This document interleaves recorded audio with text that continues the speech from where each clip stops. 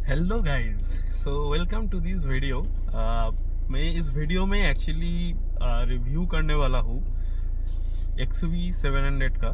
तो ये XUV 700 launch हुए लगभग 4 साल हो गया है। 2021 में ये लॉन्च हुआ था।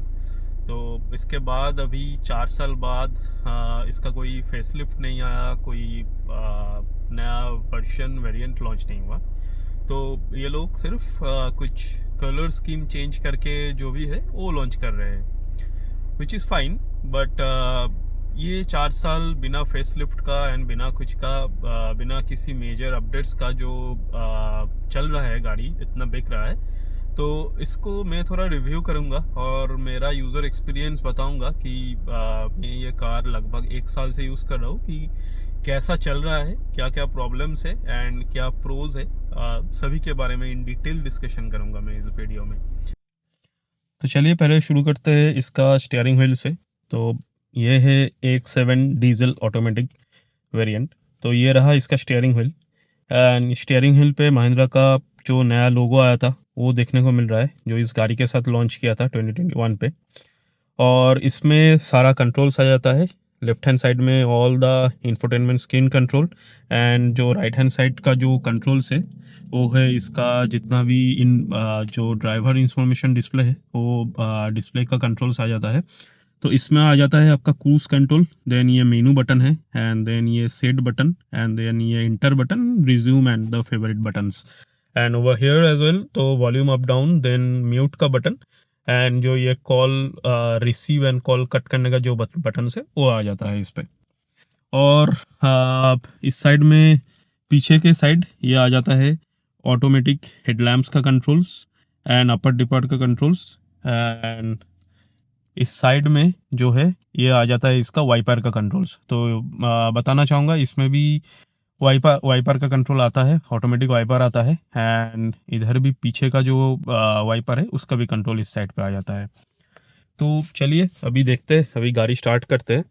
तो गाड़ी स्टार्ट करने के लिए इधर पे ब्रेक दबाना पड़ता है and then if I click on the push start stop button, the car will start.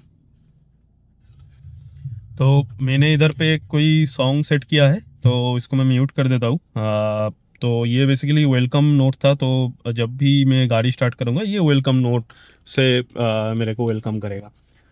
तो ये आ जाता है एक 12.5 इंच का स्क्रीन और इससे कनेक्टेड दूसरा ड्राइवर इंफॉर्मेशन डिस्प्ले भी आ जाता है, जो भी साइज सेम है 12.5 इंच का। तो मैं दिखाना चाहूँगा इसमें क्या क्या फीचर्स आता है एक्चुअली। तो जैसे कि आप देख सकते हैं इस पे हम लोगों को लगभग कुछ 4 ऑप्शंस मिल जाता है मेन होम स्क्रीन पे। तो fun in XUV, fun with XUV, Android Auto and Apple CarPlay. तो fun in XUV is basically all the basic controls, the music controls and everything इस पे आता है। तो मैं अगर इस पे क्लिक करता हूँ तो सारे कुछ मेरे को इधर दिख जाएगा। एंड अगर मैं इधर पे फानुइट पे क्लिक करता हूँ तो मेरे को एक जायरोस्कोप टाइप ओपन हो जाता है, जहाँ पे मेरे को ये गाड़ी का टॉर्क एंड पावर कितना है। और जैसे कि देख सकते हैं मैं अगर थ्रॉटल प्रेस कर रहा हूँ तो इसे मतलब ज़्यादा कम हो रहा है। और इसके अलावा इधर पे बीच में एक जायरोस्कोप टाइप का है, तो मतलब कितना कॉर्नरिंग कर रहा हो वगैरह ये सब इधर पे देख सकते हैं, या मतलब जस्ट फॉर फन। और अगर कोई इस गाड़ी को लेके रेस ट्रैक पे जा रहा है, रेस कर रहा है, तब भी ये यूज़फुल हो सकता है। और इसके अलावा तो मतलब ये जो एंड्रॉयड ऑटो, एप्पल कारप्ले जो भी है नॉर्मल। एंड इधर पे एक सेटिंग बटन दिया हुआ है एंड ये सेटिंग पे तुम जिस सारा इसमें जितना भी साउंड सिस्टम और मतलब लाइट्स वगैरह का कंट्रोल, एलेक्सा का कंट्रोल, जितना भी जब कुछ आता है इधर से कंट्रोल हो जाता है। तो एक 7 वेरिएंट से ये रोटली वाला नॉब आता है इस पे। इस नॉब पे हम लोगों को 4 कंट्रोल्स मिल जाता है, इसका वॉल्यूम कंट्रोल्स मिल जाता है और ये भी प्रेसेबल है। तो इसको प्रेस करके आप इंफोटेनमेंट जो स्क्रीन है इस पर कुछ मेनूज जो सिलेक्टेड है उसको आप सेलेक्ट कर सकते हैं। और ये रोटरी बटन क्या काम करेगा, आप इसका जो सेटिंग है इधर से आप सेलेक्ट कर सकते हैं पूरा आराम से। तो इसके अलावा ये तो AX7 वेरिएंट है, तो मतलब AX7 एंड AX7L दोनों वेरिएंट पे आपको ये ऑटोमेटिक एसी का ऑप्शंस मिल जाता है। तो ऑटोमेटिक एसी के लिए आपको इधर पे एसी का टेम्परेचर कितना है वो दिखाएगा। और ये तो डुअल जोन क्लाइमेट कंट्रोल इसी के साथ आता है। तो जैसे कि देख सकते हैं आप, लेफ्ट साइड का टेम्परेचर 22 सेट है एंड राइट साइड का 27 सेट है। तो इस जो बटन्स है, इस बटन्स को आप घुमा के एसी का टेम्परेचर सेट कर सकते हैं। तो आजकल का जो मॉडर्न कर्स आ रहा है, लाइक न्यू कर्स, लाइक टाटा का जो कर्स है या मतलब जो भी नया नया एसयूवीज आ रहे हैं, उसमें मतलब क्या कर रहे हैं ये लोग, ये फिजिकल बटन्स हटा दे रहे हैं, इसको पूरा टच कंट्रोल दे रहा है। लेकिन जो मेरे हिसाब से थोड़ा प्रॉब्लमेटिक है, अगर आप ड्राइव कर रहे हैं, अब कंट्रोल करना चाहते हैं, तो that's very helpful to have the mechanical और फिजिकल बटन्स। ठीक है, तो ये फीचर मेरे को इसमें काफ़ी अच्छा लगा। तो ठीक है, मतलब नेक्स्ट फीचर की तरफ देखते हैं। तो इधर पे सारे बटन्स दिया हुआ है, ये इधर तक पूरा बटन्स है। तो ड्राइव मोड का बटन है क्योंकि डीजल वेरिएंट है, फिर ये स्क्रीन सेवर, ये रियर कैमरा का बटन है जहाँ से आपको रियर कैमरा विजिबल हो जाएगा, और ये हैज़र्ड लाइट का बटन है, एंड ये कुछ इंडिकेटर्स है जो पैसेंजर एयरबैग्स का इंडिकेटर, देन सीट बेल्ट का इंडिकेटर, ये सब कुछ आ जाता है इसमें। तो ये है AX7 वेरिएंट। तो AX7 वेरिएंट में इस पे जो फ़ोन का ट्रे आता है, ये बेसिकली आपका वायरलेस चार्जर से नहीं आता है। तो आप इस पे फ़ोन रख देंगे तो चार्ज नहीं होगा, सिर्फ फ़ोन रखने के लिए आप यूज़ कर सकते हैं। और इसके अलावा इधर पे आपको एक फ़ोन रखने का जगह मिल जाता है, और इधर पे 2 USB केबल मिल जाता है। ये बेसिकली इससे जो ये जो केबल है, ये केबल से आप चार्ज कर सकते हैं फ़ोन को, और ये मेनली आपका Android auto, wired Android auto के लिए यूज़ हो सकता है। वैसे मैं बोलना चाहूँगा इस पर आपका वायरलेस एंड्रॉयड ऑटो आता है, तो इसमें वायर्ड एंड्रॉयड ऑटो का कोई ज़रूरत नहीं है। तो मैं इस पोर्ट में एक्चुअली मेरा जो डैश कैम है, तो इस डैश कैम का जो पोर्ट है उसका हिसाब से मैं यूज़ कर रहा हूँ इसको। तो मैं मेरे गाड़ी में कितना एक्सेसरीज़ लगाया हूँ उसका मैं एक डिटेल वीडियो लेके आऊँगा, तो उसमें मैं सारा सब कुछ एक्सप्लेन कर दूँगा कि कौन सा एक्सेसरीज़ लगाना चाहिए और कौन सा एक्सेसरीज़ जस्ट गिमिक है।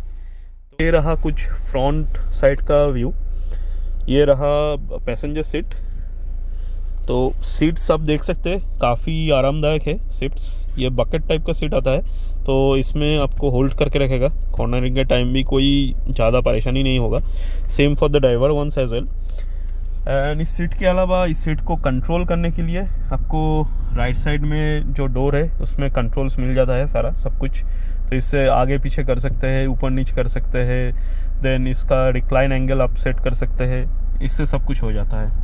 और ये मेमोरी सीट फंक्शन के साथ आता है, जो 1 2 3 ये मेमोरी सीट का जो फंक्शन है वो आता है। और जो इसका टॉप मॉडल है उसमें ये मेमोरी वारवेम भी आता है। तो आप अगर आप कुछ हिसाब से आप मेमोरी सेट किए, मेमोरी 1 सेट किए, तो आपका हिसाब से ये वारवेम भी एडजस्ट हो जाएगा सीट के साथ साथ। तो ये रहा कुछ फ्रंट का व्यू। और इसमें तो मतलब जो कंट्रोल्स है, ऑटोमेटिक मिरर्स आ जाता है, auto close and auto open mirrors आ जाता है इसमें। तो ये है उसका कंट्रोल्स। तो इससे क्लोज हो जाता है, और अगर आप ऐसे करेंगे तो ओपन हो जाएगा। और अगर इस बटन को तो आप मिडिल पोर्शन पे रखेंगे तो गाड़ी स्टार्ट करने से और मतलब स्टॉप करने से वो ऑटोमेटिक ओपन और क्लोज जो भी होना है हो जाएगा।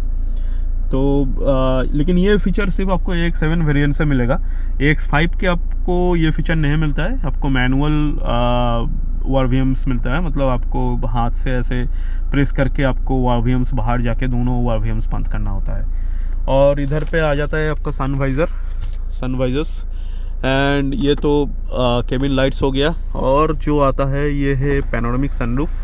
अभी जैसा इंडियन कंडीशन है उसके हिसाब से पैनोरामिक सनरूफ थोड़ा मतलब बेकार टाइप का हो जाता है, गर्मी का मौसम है। लेकिन आप अगर नाइट ड्राइव्स कर रहे हैं और हिल एरिया पे चल रहे हैं तब ये बहुत अच्छा एक चीज़ हो जाता है। आप आराम से पैनोरामिक सनरूफ ओपन करके चल सकते हैं। लेकिन पैनोरामिक सनरूफ से ये रिकमेंडेड है कि जब गाड़ी चल रहा है तब आप कभी मत बाहर देखिए। लेकिन कभी कभार क्या होता है, आप अगर बहुत स्लो स्पीड में चल रहे हैं, अगर थोड़ा ब्यूटी बाहर का एंजॉय करना चाहते हैं, तो मतलब ऐसे 10-20 का स्पीड में थोड़ा कुछ मतलब ऐसे 30-40 सेकंड के लिए आप बाहर जाके थोड़ा देख सकते हैं, व्यू एंजॉय करने के लिए। आ जाता है इसका पीछे का सीट। ये जो पीछे का सीट है इस पर आप आराम से 3 लोग बैठ सकते हैं। अगर कुछ शॉर्ट जर्नीस करना है और अगर आप 4 लोग बैठना चाहते हैं, मतलब उसका थोड़ा ठीक ठाक मतलब स्लिम्स होना चाहिए उसके लिए, तो 4 लोग भी थोड़ा मतलब थोड़ा बहुत ट्रिप के लिए हो सकता है एडजस्ट। और इसके पीछे मेरे को 2 सीट्स और मिल जाता है। ये 7 सीट कॉन्फ़िगरेशन है, लेकिन मैं इसको बंद करके रखा हुआ अभी के लिए। तो ये वाला सीट है, तो इसमें आपको बॉस मोड भी मिल जाता है। तो ये बॉस मोड से आप इसको पहले आगे कर सकते हैं और इसको पीछे कर सकते हैं। और इसमें आपको आर्म रेस्ट भी मिल जाता है और 2 कप होल्डर्स आ जाता है इसमें। तो ये जो सामने का जो सीट है, ये जो टॉप मॉडल है, इसमें वेंटिलेटर आता है, लेकिन इस पर कोई वेंटिलेटेड सीट नहीं है। तो मैं एक ड्रॉबैक इस पर कहना चाहूँगा कि ये जो साइड वाला सीट है ये इलेक्ट्रिकली कंट्रोल्ड नहीं है। मतलब टॉप मॉडल पे भी ये इलेक्ट्रिकली कंट्रोल नहीं आता है। अगर आप बॉस मोड यूज़ कर रहे हैं या फिर पहले की सीट में कोई पैसेंजर बैठा है और अगर उसको आप आगे पीछे करना चाहता है तो आपको मैनुअली करना पड़ेगा वो। लेकिन इस सेगमेंट का जो दूसरा गाड़ी है लाइक टाटा सफारी, उसमें ये सब कुछ इलेक्ट्रिकली कंट्रोल्ड आता है। तो जो एक फीचर मैं इस पर मिस करता हूँ। और इसके अलावा इसमें तो लेग रूम भी अच्छा खासा है, कोई प्रॉब्लम नहीं है लेग रूम से। और हेड खा के ऐसे में अपराइट पूरा स्ट्रेट बैठा हूँ और सीट भी, तो इसमें भी कुछ प्रॉब्लम नहीं होगा, इतना सा हेडरूम रहता है। तो इसके कंप्लेंट है ये है रेयर एसी। तो इसमें क्या होता है, रेयर एसी के लिए कोई एक अलग कूलिंग कॉइल नहीं दिया हुआ है।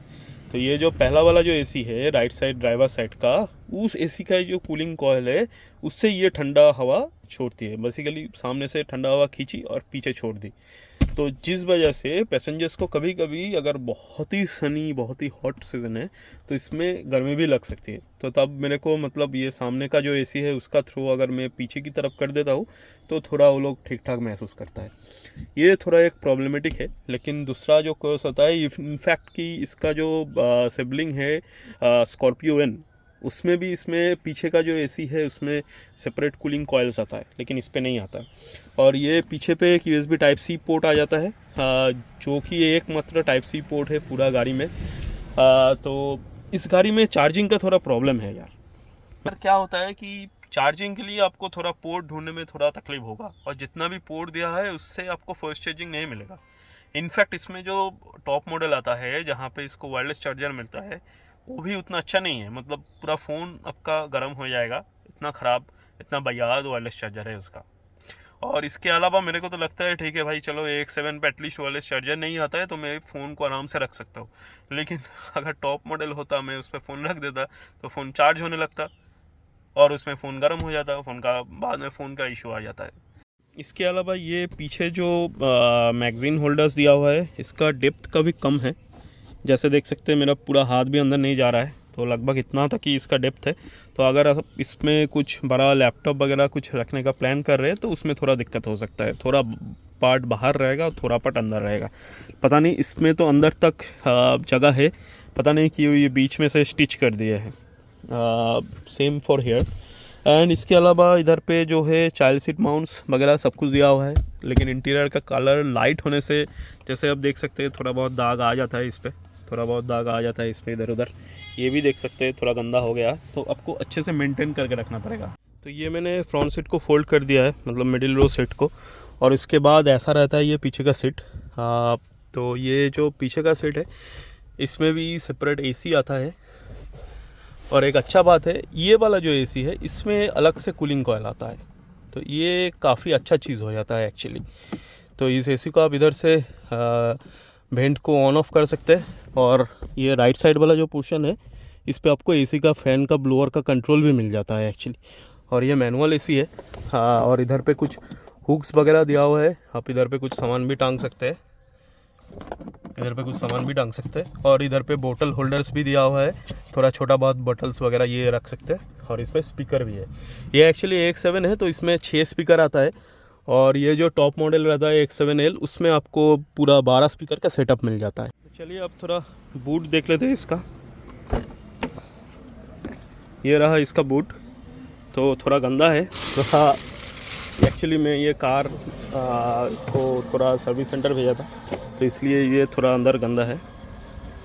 तो जो भी है, ये तो सीट पूरा अपराइट पोजीशन पे है और सीट का आप ऐसे थोड़ा पीछे भी कर सकते हैं। और ये जो पीछे का पोर्शन है इस पे इतना ही बूट कैपेसिटी है, जब पूरा 7 सीट्स पूरा ओपन रहता है। तो जिसमें एक छोटा सूटकेस जो केबिन लगेज होता है वो, और एक डफल बैग तो आराम से आ जाएगा। तो इसके अलावा अगर आपको ज़्यादा लगेज चाहिए तो आप इसको फोल्ड कर दीजिए, ऐसे पूरा फ्लैट फोल्ड हो जाता है। सामने थोड़ा सामान है करके नहीं हो रहा है तो पूरा फ्लैट फोल्ड कर दीजिए और पूरा सामान अच्छे से पैक करके आप ले जा सकते हैं। और बूट में मेरे को एक जो तकलीफ़ लगा वो है कि इसमें कोई बूट लाइट्स नहीं है। ये एक बहुत ज़्यादा कॉन है, तो मतलब इस पर आपको कोई बूट लाइट नहीं मिलेगा। तो आप आफ्टर मार्केट बूट लाइट्स लगा सकते हैं, कुछ रिचार्जेबल लाइट लगा सकते हैं, तो जो कि सल्यूशन है। लेकिन इतना बड़ा गाड़ी में अगर आप 27-26 लाख खर्च कर रहे हैं तो इसमें बूट लाइट तो होना चाहिए था। और इसके अलावा आपको जो सिगरेट लाइटर पोर्ट है या फिर 12 वोल्ट सॉकेट है वो आपको इस साइड पे मिलता है। आपको पूरा गाड़ी में एकदम फ्रंट पे, मिडिल पे, कहीं पे ये पोर्ट नहीं मिलेगा, सिर्फ लास्ट रो पे मिलेगा, जो कि एक प्रॉब्लमेटिक सिचुएशन है। अगर आप टायर इन्फ्लेटर या कोई एक्सेसरीज यूज़ करना चाहते हैं तो एक प्रॉब्लमेटिक है। इस पर तो ये 2 सिगरेट लाइटर पोर्ट्स एटलीस्ट देना चाहिए था इतना बड़ा गाड़ी के लिए। और जैसे बोल रहा था, ये पूरा एसी का कंट्रोल से 1 2 3 फैन मोड से, और इसको आप इधर से ओपनर बंद दोनों कर सकते हैं।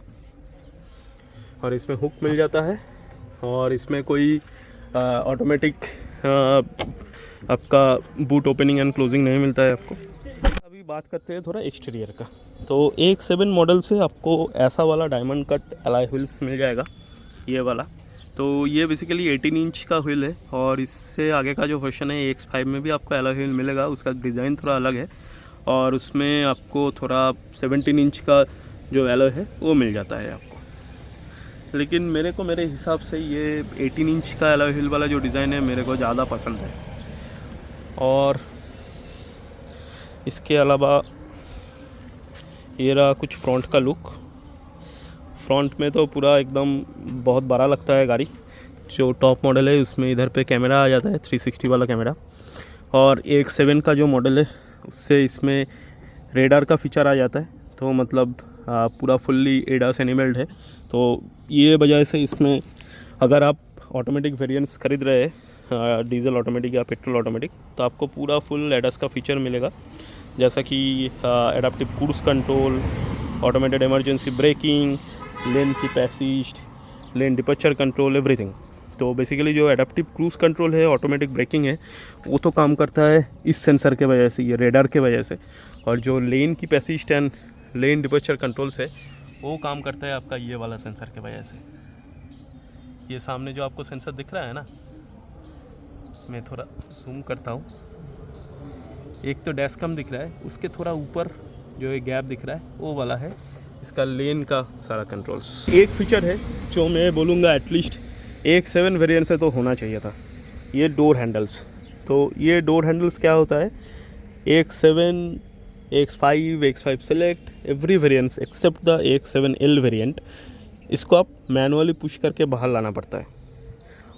और अगर आप ऐसे बाहर करके आप गाड़ी को चला रहे हैं, आप कितना भी किलोमीटर चला ले, 10, 20, 100, 200, 300, ये ऐसे ही चलेगा, ये क्लोज़ नहीं होगा, क्योंकि इस पर कोई मोटर नहीं है।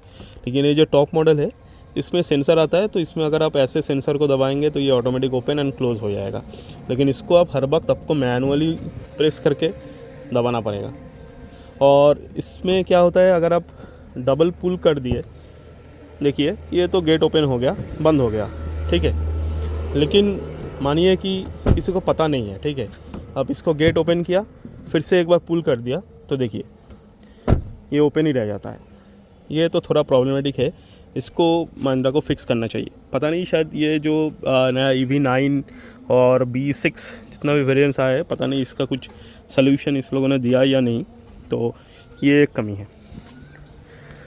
तो इसके अलावा एक्सटीरियर पे और कोई फीचर्स का कमी मैं महसूस नहीं करता हूँ, काफ़ी अच्छा गाड़ी है। तो इतना गर्मी के बाद मैं आ गया हूँ अंदर, गाड़ी के अंदर। तो लास्ट 2 दिन से बारिश हो रहा था, लेकिन आज जैसे ही बारिश ख़त्म हुआ तो मतलब बहुत टेम्परेचर इंक्रीज़ हो गया। तो मेरे को कंसोल पे आउटसाइड टेम्परेचर 33 डिग्रीज दिख रहा है, ठीक है। चलिए जो भी है, तो मैं अंदर आ गया हूँ। तो मैं एक अच्छा फीचर के बारे में बताता हूँ। अब बाहर से आ रहे हैं, मेरे को बहुत गर्मी लग रहा है, तो आप इधर एसी का, तो ये आप सिलेक्ट कर सकते हैं, देख सकते हैं, सुन सकते हैं कि कितना तेज़ी हवा ये छोड़ रहा है। तो ये अगर मैक्स करेंगे, अगर आपका ऑटोमेटिक एसी है तो इसको आप पूरा लो पे सेट कर देते हैं, जैसे इधर दिख रहा है। तो लो का मतलब है आपका कुछ ऐसे ही 17 to 18 डिग्री सेंटीग्रेड्स। तो इसमें ये सेट कर देता है, और इस हिसाब से पूरा कार आराम से कुछ ही मिनट्स में ये पूरा ठंडा कर देता है। तो ठीक है, तो मैं इसका थोड़ा ओनरशिप रिव्यू देना चाहूँगा। मैं इस कार को एक्चुअली लास्ट ईयर जुलाई ख़रीदा था। तो इसको तो 1 साल तो नहीं हुआ, लेकिन ऐसे ही मतलब 10 महीने तो हो गया। लेकिन ये 10 महीने के हिसाब से मैं थोड़ा बता सकता हूँ कि कैसा रहा कार।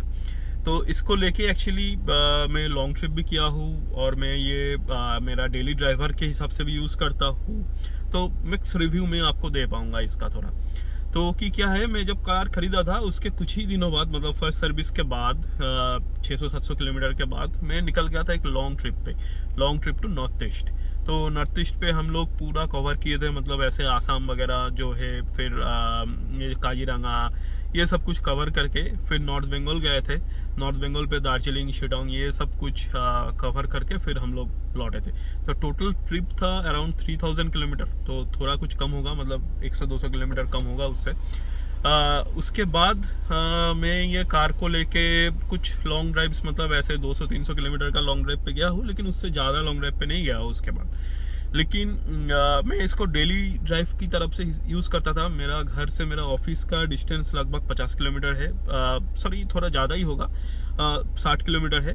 तो 60 120 किलोमीटर मेरा तो हफ्ते में 1 दिन 2 दिन ऐसे रहता है। तो मैं 2 रिव्यू आपको देने वाला हूँ एक्चुअली। तो क्या है, अगर आप लॉन्ग ड्राइव पे ले जा रहे हैं तो इससे ज़्यादा कंफर्टेबल कार इस प्राइस सेगमेंट पे कोई और नहीं हो सकता, ठीक है। तो आप मान लीजिए टाटा सफारी, या फिर इनफैक्ट इसका प्राइस थोड़ा ज़्यादा होगा, इनोवा क्रिस्टा। ये कार ठीक है, मतलब चल जाता है, अच्छा कार है, रिफाइनमेंट भी ठीक ठाक है। लेकिन आपको उसमें थोड़ा पावर का कमी महसूस हो सकता है, जो लॉन्ग ड्राइव के लिए इम्पोर्टेंट है।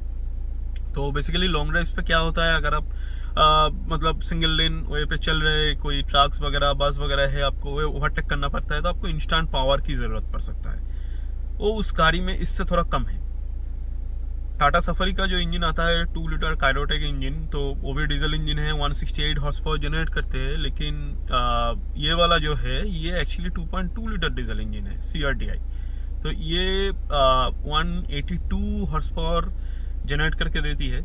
और जो बात है, 450 न्यूटन मीटर का टॉर्क देता है। ये ऑटोमेटिक वेरिएंट है, तो 450, अगर मैनुअल होगा तो 420 या 430 न्यूटन मीटर का कुछ टॉर्क देता है। तो ये टॉर्क लिटरली आपको फील होगा अगर आप कुछ चल रहे हैं ऐसे 40, 50, 60 का स्पीड में। अगर सडन ओवरटेक्स करना है, अगर आप जैसे ही गैस पेडल को आप प्रेस करेंगे, मतलब एक पुल होगा कि आप पुल बैक हो जाएंगे। तो सिर्फ आप नहीं, जो पैसेंजर है सबके साथ बोल रहा हूँ मैं। तो इसका एक्सेलरेशन को लेके कोई डाउट नहीं है, ये लॉन्ग ट्रिप्स के लिए काफ़ी कंफर्टेबल है। तो इस सेगमेंट में महिंद्रा का जितना कार आता है, जैसे कि थर, रॉक्स, वो तो इस सेगमेंट का नहीं है, थोड़ा नीचे का सेगमेंट का होगा। तो लेकिन जो भी है, मतलब प्राइस पॉइंट लगभग मैच करता है, कुछ लाख्स का डिफरेंस है। कभी लोग कंफ्यूज भी रहते हैं कि रॉक्स लेना है या फिर स्कॉर्पियो एन लेना है या XUV लेना है। तो अगर उन लोगों का अगर मेन मोटो है कि चलो भाई मेरे को लॉन्ग ड्राइव पे कंफर्टेबल जर्नी करना है, तो फिर आप आराम से XUV ले लें। और अगर आपको थोड़ा रफ एंड टफ चाहिए, मतलब ठीक है चलो कंफर्ट थोड़ा मैनेज कर लेंगे, लेकिन मेरे को वो आपका जो ऑफ रोड से ख़राब रास्ते है, उसमें मेरे को एकदम भोकाल टाइप का चलना है, आराम से राजा की तरह चलना है, तो फिर तो Thar Roxx is great car. And same for Scorpio N as well. तो इस 1 साल में जब मैं लॉन्ग ट्रिप किया था, एक्चुअली मेरा वो लाइफ का सबसे पहला ट्रिप था जब मैं इतना लॉन्ग ड्राइव किया, लगभग 3000 किलोमीटर ऑफ राउंड ट्रिप। तो मेरे को सच बताऊँ तो मेरे को थकान नहीं आया था। इससे पहले मेरे पास था हुंडई वर्ना, वो मैनुअल पे था, वो अलग बात है। लेकिन उसमें मेरे को लॉन्ग ट्रिप मतलब ऐसे ही 500-700 किलोमीटर का किया हूँ आसपास, लेकिन उसमें थोड़ा थकान आ जाता था। लाइक ठीक है, कंफर्टेबल कार था, रिफाइंड इन पेट्रोल इंजन था, अच्छा कार था। लेकिन ये मज़ा इस कार में जो है, जितना AC का थ्रो है, कंफर्ट है, सीट कंफर्ट से, ये मज़ा उसमें नहीं मिलता था। जितना स्पेस है, आपको पीछे का जो पैसेंजर्स है उसका कोई कंप्लेंट्स नहीं रहता है, लेग रूम बहुत अच्छा है, सब कुछ एकदम बराबर है।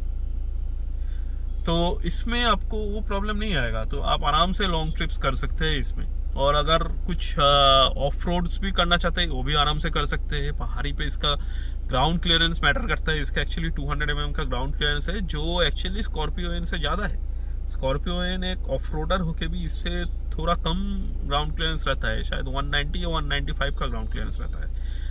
लेकिन ये प्रॉपर ऑफ रोडर नहीं है, लेकिन इसका ग्राउंड क्लियरेंस ज़्यादा है। तो पहाड़ी में थोड़ा मतलब अगर किसी ख़राब रास्ता है जहाँ पे ऐसे गड्ढा है, थोड़ा डीप गड्ढा है, तो हो सकता है इसमें। और इसके अलावा मैं इसको डेली ड्राइव करता हूँ, तो नॉट डेली ड्राइवर एक्चुअली, मतलब वीकली 1 और 2 टाइम्स। तो उसमें क्या होता है, उसमें भी काफ़ी आराम लगता है, मतलब परेशानी नहीं होता है। मेरा जो पूरा ड्राइव है उसके अंदर 30 to 35 किलोमीटर पूरा हाईवे ड्राइव रहता है, प्रॉपर 4 लेन्स हाईवे। एंड उसके अलावा सिटी के अंदर, कलकत्ता शहर के अंदर मेरे को चलना पड़ता है। तो जैम वगैरह जो रहता है उसमें ऑटोमेटिक है, तो ये काफ़ी ज़्यादा फैसिलिटी मेरे को दे देता है, काफ़ी आसान हो जाता है चलाना। और लगभग सिटी एंड जो हाईवे जो कम्बिनेशन है 60 to 65 किलोमीटर्स, मेरे को लगभग 14 के आसपास 13 to 14 के आसपास माइलेज तो मिल जाता है, मतलब mixed of city and highway traffic for this entire trip. तो 14 का एवरेज इतना बड़ा गाड़ी के लिए, 14 छोड़िए, मतलब मैं 12-13 का ही पकड़ के चलता हूँ। तो ये MID का माइलेज है बेसिकली, मैं तो टैंक टू टैंक माप के अभी तक नहीं देखा। तो अगर 12 भी माइलेज है तो काफ़ी अच्छा माइलेज है इतना बड़ा SUV के लिए। और डीजल है तो डीजल का प्राइस भी कम रहता है। तो मेरे पास जब भाड़ना था, मैं सेम डिस्टेंस कवर करता था, तो मेरे को लगभग कुछ थाउजेंड्स का तो पेट्रोल लग ही जाता था। लेकिन यही सेम डिस्टेंस में अभी इस डीजल कार में कवर करता हूँ तो मेरे को 600-700 का डीजल से आराम से चल जाता है एक दिन में। और इसके अलावा अगर आप हाईवे पे जा रहे हैं तो हाईवे पे भी माइलेज इसका अच्छा हो जाता है। अगर आप आराम से 80-90 के स्पीड पे क्रूज कर रहे हैं, दबा के नहीं चला रहे हैं, तो आपको 16-17 का माइलेज तो मिल ही जाएगा। अगर आप थोड़ा दबा के चला रहे हैं, 100-110-20 पे आप क्रूज कर रहे हैं, जा रहे हैं, ओवरटेक्स कर रहे हैं, तो फिर आपको माइलेज थोड़ा ड्रॉप हो जाएगा। और उसके लगेगा लाइक 14 के आसपास आपको तो फिर भी माइलेज मिल जाएगा हाईवे पे, लॉन्ग राइड्स पे। तो डीजल है, ऐसा नहीं कि बहुत ज़्यादा साउंड करता है, अनरिफाइंड इंजन है, ऐसा बिल्कुल नहीं है। तो आपको शायद ही बाहर का कुछ इंजन का नॉइज सुनाई दे रहा होगा। और अगर पेट्रोल लेते हैं तो इससे ज़्यादा रिफाइंड मिलेगा आपको। थोड़ा वाइब्रेशन, जो ये स्टीयरिंग व्हील है पे थोड़ा वाइब्रेशन है, थोड़ा जस्ट लिटिल बिट। और ये गियर बॉक्स पे तो कोई वाइब्रेशन है नहीं, थोड़ा इसमें थोड़ा मतलब बहुत स्लाइट वाइब्रेशन फील होता है। लेकिन ठीक है, वो चल जाता है डीजल का हिसाब से। और पेट्रोल लेंगे तो और ज़्यादा रिफाइंड होगा, कोई भी वाइब्रेशन नहीं होगा। तो मैं इस गाड़ी को 7,500 किलोमीटर चला चुका हूँ, मतलब 7,250 के आसपास चला चुका हूँ। तो चलिए अभी थोड़ा इसको ड्राइव करते हैं, ड्राइव करके देखते हैं, थोड़ा ड्राइव रिव्यू देख लेते हैं। तो ये मेरा गाड़ी चल लिया, ये ऑटोमेटिक वेरिएंट है। तो मेरे को कोई लेफ़्ट हैंड का यूज़ है नहीं और लेफ़्ट पैर का भी यूज़ नहीं है। तो जैसे कि आप देख सकते हैं कि ये ऐसे ही 23 की स्पीड में चल रहा है। और रोड नॉइज़ वगैरह कुछ नहीं है, बाहर का आवाज़ नहीं आ रहा है, एकदम पूरा रिफाइंड सा साइलेंट केबिन है पूरा। आपको मज़ा आ जाएगा सच में। लेकिन इस सेगमेंट के दूसरा जो गाड़ीज़ है उसमें थोड़ा बहुत तो क्लटर तो आता है डीजल का, ठीक है। इससे मतलब इससे ज़्यादा ही तो आता है, इससे आता है इसमें, लेकिन इससे ज़्यादा आता होगा क्लटर डीजल में। और मैं रिकमेंड करूँगा कि आप ऑटोमेटिक वेरिएंट ही ले। तो एक तो है आपको 30 न्यूटन मीटर्स का टॉर्क ज़्यादा मिल जाता है ऑटोमेटिक पे। और ऑटोमेटिक चलाना आज का जो मतलब रहता है, जितना ट्रैफिक रहता है, automatic is more convenient any day more convenient. आप अगर लॉन्ग ट्रिप्स पे जा रहे हैं या फिर शॉर्ट ट्रिप्स कर रहे हैं, कहीं भी कर रहे हैं, मोर कन्वीनियंट है। तो अगर आप लोग सोच रहे हैं कि चलो मेरा सिटी जर्नी नहीं है तो मेरा लॉन्ग ट्रिप्स ज़्यादा रहता है, तब भी मैं रिकमेंड करूँगा कि आप ऑटोमेटिक ही ले।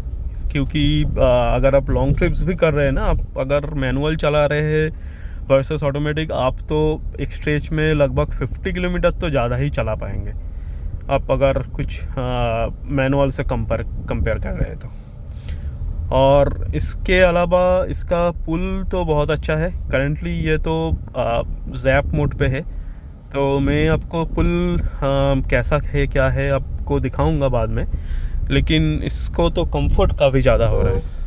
और इसका जो हॉर्न का भी साउंड है ये अच्छा है, मतलब क्रेटा टाइप का उतना तेज़ नहीं है कि क्रेटा का हॉर्न जैसे रहता है, मतलब खौफनाक वाला, लेकिन है अच्छा। थोड़ा मैं गाड़ी को इधर से यू टर्न ले लेता हूँ। और इसका स्टीयरिंग जो है यार, मतलब बहुत ही लाइट वेट है अगर आप स्टैंड स्टिल है, और अगर आप इसको चला रहे हैं, अगर कुछ सर्टेन स्पीड गेन कर जाता है तो फिर इसका वेट बढ़ जाता है। तो जैसा कि मैं बोल रहा था, इसका जो स्टीयरिंग है बहुत ही लाइट वेट है, इसमें मतलब कुछ फील ही नहीं देता है ऐसे जब आप स्टैंड स्टिल पे खड़े हैं। लेकिन आप अगर इसको भगा रहे हैं 80-100 के स्पीड पे भगा रहे हैं तो मतलब ये वेट गेन कर लेता है आराम से।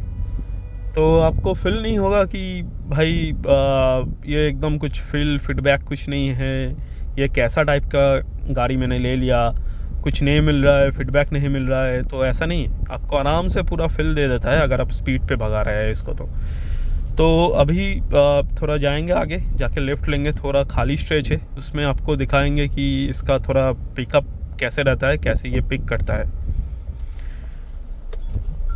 तो ये दे दिया लेफ़्ट इंडिकेटर, पीछे एक ट्रक है, पता नहीं ये ट्रक किस साइड आएगा या दूसरा साइड। अगर इस साइड नहीं आता है तो थोड़ा मैं रुकूंगा। हाँ चलो, वो सीधा निकल गया। तो मैं इस गाड़ी को थोड़ा इधर पे रुकता हूँ, और इसका जो ड्राइव मोड है मैं चेंज करके जूम कर देता हूँ। तो जूम में मैक्सिमम पावर डिलीवरी करता है विच इज़ 182 और 84 bhp, एंड जैप पे रहता है कुछ 155 वाला, और जिप पे रहता है 140 वाला। तो इसमें मैंने अब कर दिया, और इसमें थोड़ा ऑटो स्टार्ट स्टॉप भी आता है। तो अगर ब्रेक लेते हैं इंस्टेंट गाड़ी इंजन स्टॉप हो जाएगा। फिर आपको जब भी आप ब्रेक से पैर हटाएंगे, मैं कुछ नहीं कर रहा हूँ, जैसे कि आप देख पा रहे हैं ये मेरा हाथ है, तो ऑटोमेटिक स्टार्ट हो जाएगा। ये स्टार्ट हो गया। तो चलिए अब थोड़ा इसको एक्सेलरेट करके देखते हैं। ये ज़्यादा एक्सेलरेट करना रिस्क होगा, लेकिन थोड़ा करके देखते हैं कि कितना टाइम पे कितना स्पीड पकड़ लेता है ये। तो रेडी, 1 2 3 एंड गो। एकदम मतलब जो पुल रहता है ना, काफ़ी अच्छा रहता है यार। देखिए इतना कम टाइम में ये 60-70 का स्पीड पकड़ लिया, तो जो कि काफ़ी अच्छा रहता है। मतलब अगर आप पूरा फुल लोड होके भी जा रहे हैं, पूरा सूटकेस वगैरह, पूरा 5-6 peoples in the car, in fact then भी आपको कोई पावर का कमी महसूस नहीं होने वाला है। लेकिन इस सेगमेंट का दूसरा जो गाड़ीज़ है उसमें आपको हो सकता है कि पावर थोड़ा कम लगने लगे, लेकिन इसमें वो कभी नहीं होगा। ये तो बहुत ही एक अच्छा चीज़ है। तो चलिए फिर मतलब इस वीडियो को इधर ही ख़त्म करते हैं। फिर मिलेंगे नेक्स्ट वीडियो पे। मैं लेके आऊँगा इसमें क्या एक्सेसरीज़ वगैरह क्या मैं फ़िट किया हूँ, इसको लेके एक वीडियो लेके आऊँगा। और मैं रिसेंटली मतलब प्लान कर रहा हूँ एक नॉर्थ बंगाल ट्रिप के लिए। तो नॉर्थ बंगाल तो पहले जाऊँगा, उसके बाद मेरा थोड़ा सिक्किम का भी प्लान है। सिक्किम जाना है, सिक्किम ईस्ट सिक्किम जाना है। तो ये वैसे बोल के रखूँ, ये AWD वेरिएंट नहीं है, FWD है।